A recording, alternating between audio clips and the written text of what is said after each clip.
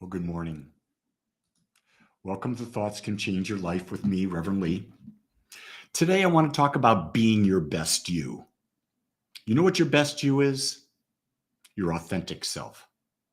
It's the you that's not trying to be someone else. It's you not trying to be something other than what you are. Do you get that? The best you is your authentic you.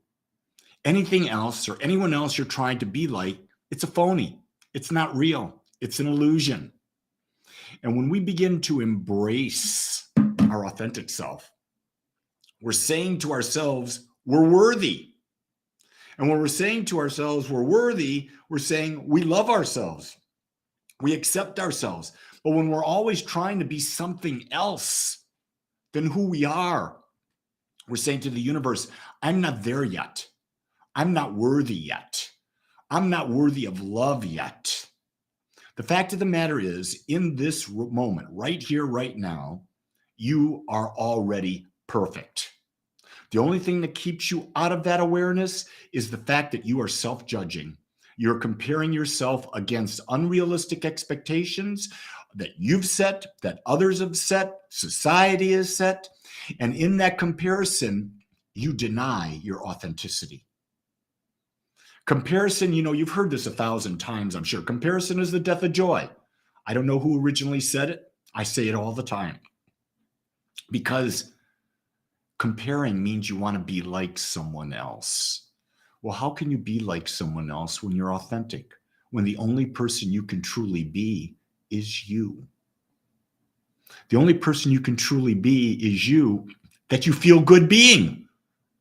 Unless you've programmed yourself into believing that you're not good enough, that your authentic self is not right. And then again, what comes in? Judgment. Second judgment comes in. There's no love. There can't be any love. No matter what mood you're in, accept I'm in that mood. Because here's the key thing. In life, you're going to have experiences that range the spectrum, the full spectrum, infinite possibilities, infinite experiences, infinite ways of expressing yourself. And you may say, I don't like some of them. Well, you can't deny that they're you. The more you accept your you, the easier it is to change it, the easier it is to embrace it. You see, if you embrace the idea that you're kind, but you don't embrace the idea that sometimes you're not kind, then what are you doing? You're denying part of yourself. Because the fact of the matter, no one is kind all the time. You say, well, I'm kind to everybody. What about when you look in the mirror? Are you kind about the thoughts you have about yourself? Or are you judgmental? You see how that works? I know you're out there, gang. I would love to hear your thoughts. What are you thinking today? What's going on in you today? Make this something where we can have an interchange, a back and forth conversation. It's not just about Lee talking. I want to hear your input. I want to know what's going on in your mind. What is it about yourself that you're finding harder to accept than anything else?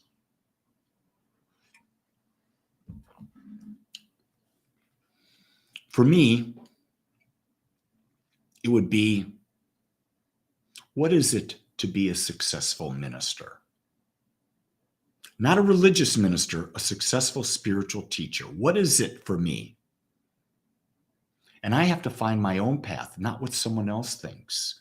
It's not having these measurements that other people, other ministers, other churches and that have. That's irrelevant.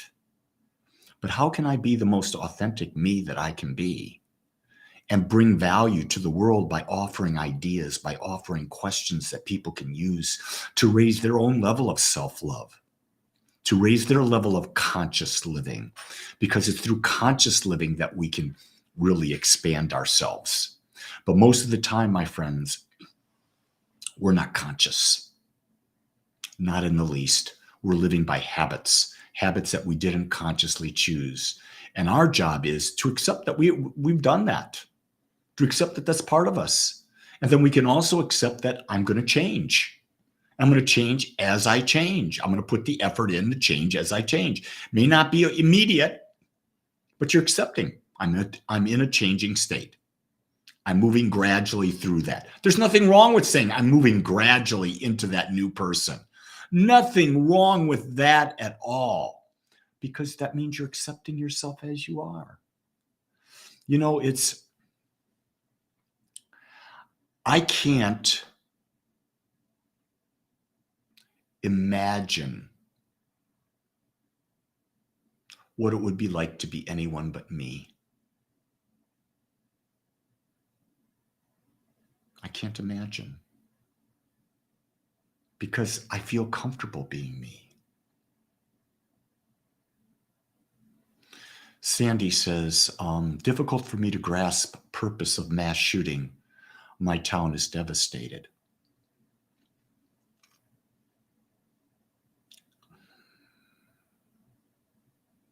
Yeah, I get it. It's horrific. The only thing I keep coming back to, and this is not going to be consoling, is that what is expressing in the world in the area of violence and that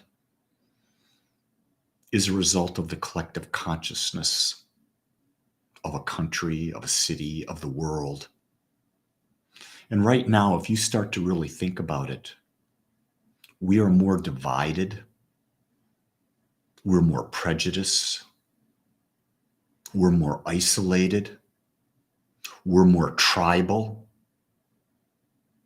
than I can remember in my life history. And when you've got that consciousness all around, things happen that are aligned with it.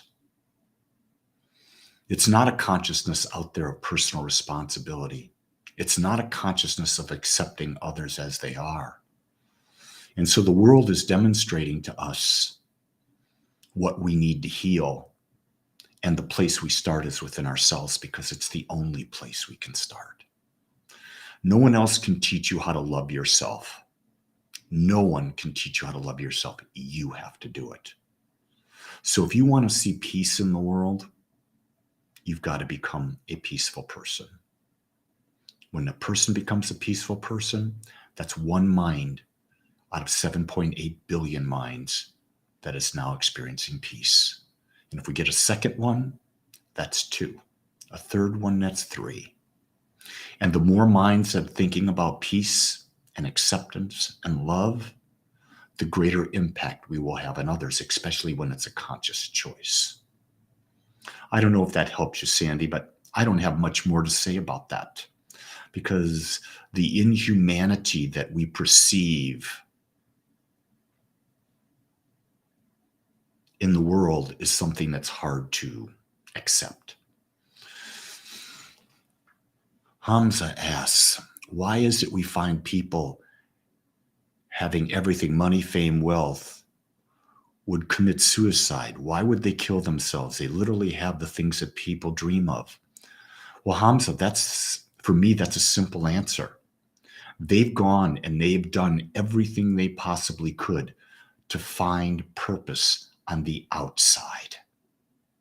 I don't care how much money you've got. I don't care if you've got the most beautiful partner in the world. I don't care if you've got fame that everyone knows you. I don't care if you got 1,000 friends. In the quiet of the evening, what is it you think about yourself? Are you enough? Or are you seeking the fame to compensate for the fact that you don't believe you're enough? Are you seeking the wealth because you don't feel you're worthy of just being where you are? For me, life is an inside job. The externals are just additional, but they're sort of like additional pudding or frosting on a cake that's not necessary. But the question you got to ask is, are you taking that extreme frosting, that additional frosting, and are you making it the basis of your cake?